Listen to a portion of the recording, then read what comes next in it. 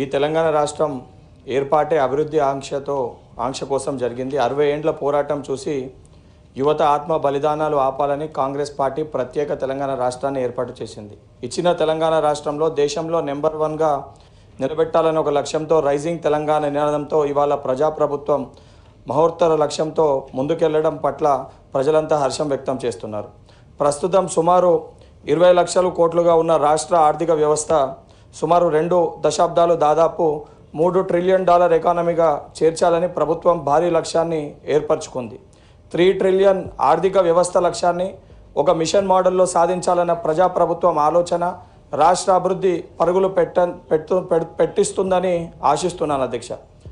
స్వతంత్ర భారతదేశం 100 ఏళ్ల నాటికి 2047 నాటికి దేశం 30 ట్రిలియన్ ఎకానమీ లక్ష్యంగా పెట్టుకున్న తరుణంలో అందులో 10% వాటాను మన తెలంగాణ నుంచి ఉండాలనేది ఈ ప్రజాప్రభుత్వము ధ్యేయంగా కనిపిస్తోంది. ప్రస్తుతం దేశ జీడిపి తెలంగాణ వాటా 5% ఉండగా 2047 నాటికి 10% పెంచాలనే ప్రణాళిక అమలు చేయడాన్ని హర్షిస్తున్నాను అధ్యక్ష. తెలంగాణ రాష్ట్రం రానున్న రోజుల్లో అభివృద్ధి సంక్షేమ రంగాల్లో దేశంలో అగ్రగామిగా నిలబెట్టాలనే లక్ష్యాన్ని రాష్ట్ర ప్రభుత్వాన్ని తెలంగాణ రైజింగ్ విజన్ 2047 గత ఏడాదిలో డిసెంబర్ 2025లో ఇంతకుముందు గౌరవ మంత్రి గారు చెప్పినట్టు జరిగిన తెలంగాణ గ్లోబల్ సమిట్ ద్వారా సుమారు 5,75,000 కోట్ల పెట్టుబడుల ఒప్పందాలు జరగడము శుభపరిణామం. ఈ పెట్టుబడులతో పెద్ద ఎత్తున ఉద్యోగ ఉపాధి అవకాశాలు రావడంతో పాటు అనుబంధ రంగాల్లోనూ వ్యాపార అవకాశాలు పెరుగుతాయని చెప్పి శుభపరిణామం. రాష్ట్ర ఆర్థిక వ్యవస్థకు గ్రోత్ ఇంజన్గా ఉన్న హైదరాబాద్ మహానగరంలో అత్యుత్తమ మౌలిక సదుపాయాలతో కల్పించడంతో పాటు ప్రధాన అభివృద్ధి కార్యక్రమాలు పెట్టుబడులు ప్రణాళికలు అమలు చేయడం ద్వారా హైదరాబాద్ నగర జీడిపిని ప్రస్తుతం ఉన్న $90 బిలియన్ నుంచి $600 బిలియన్ తీసుకువెళ్ళడం రైజింగ్ తెలంగాణ లక్ష్యంగా కనబడుతుంది. అదే రకంగా ప్రణాళికలు నడుస్తున్నాయని చెప్పి మనకు కనిపిస్తుంది అధ్యక్ష. ప్రజాప్రభుత్వం ఏర్పడిన 2 ఏళ్లలో లక్షల కోట్ల పెట్టుబడులు సాధించి రాష్ట్ర ప్రగతికి బాటలు వేస్తున్న రాష్ట్ర ప్రభుత్వానికి సభా వేదికగా దీనికి సహకరించి ఏదైతే గతంలో లాస్ట్ 10 ఇయర్స్గా ఎప్పుడు కూడా ఇతర రాష్ట్రాలకి మనం లాస్ట్ 10 ఇయర్స్లో ఎక్కడ చూసినా కూడా ఇతర రాష్ట్రాలకే పెట్టుబడులు మహారాష్ట్ర కానీ ఇతర రాష్ట్రాలకి పెట్టుబడులు ఎక్కువ వెళ్తున్నట్టు మనకి కనిపిస్తుంటాయి అధ్యక్ష.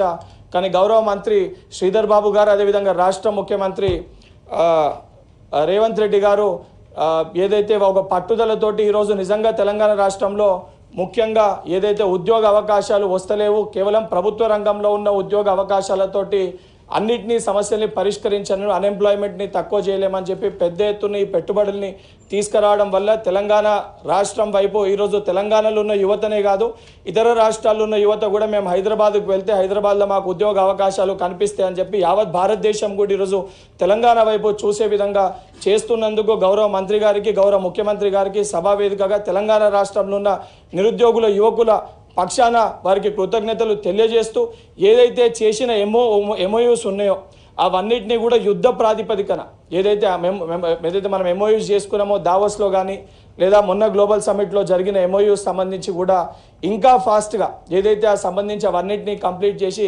అవన్నీ కూడా ఇక్కడ ల్యాండ్ అయ్యే విధంగా ఏవైతే మనకు అగ్రిమెంట్స్ అయినాయి అవన్నీ కూడా ఇక్కడ ల్యాండ్ అయ్యి ఆ కంపెనీస్ని ఇమీడియట్గా ఏర్పాటు చేస్తే ఈరోజు ఈ అన్ఎంప్లాయ్మెంట్ నిరుద్యోగుల ఏదైతే సమస్య ఏదైతుందో ఆ సమస్య పరిష్కారానికై మనం ఏదైతే బాటలు వేసిన వాళ్ళం అవుతాము. ఎందుకంటే లాస్ట్ 10 ఇయర్స్గా ఈ సమస్య పేరుకపోయి ఈరోజు తెలంగాణ రాష్ట్రంలో ప్రభుత్వం ఏర్పడ్డాక 60,000 పైచిల్కు నియామకాలు ఇచ్చినప్పుడు కూడా నిరుద్యోగులు ఇంకా మాకు ఉద్యోగాలు రాలే అని చెప్పి ఒక బాధ ఆవేదనలో ఉన్నారు. అది కేవలం ప్రభుత్వ రంగంలో మనం ఎన్ని చేసినా కూడా అవి ఫుల్ఫిల్ చేయలేం కాబట్టి ఈ ప్రైవేట్ రంగంలో ఇమీడియట్గా వాటన్నిటిని కూడా ల్యాండ్ చేసి ఆ సమస్యని పరిష్కరించే విధంగా ప్రభుత్వము చూడాలని చెప్పి మీ ద్వారా గౌరవ మంత్రి గారిని అదేవిధంగా ముఖ్యమంత్రిని ప్రజాప్రభుత్వాన్ని విజ్ఞప్తి చేస్తున్నా అధ్యక్ష. Thank you. జవాబు ఆయనే చెప్పిండు. భానుప్రసాద్ గారు. అధ్యక్ష, ఈ మధ్యకాలంలో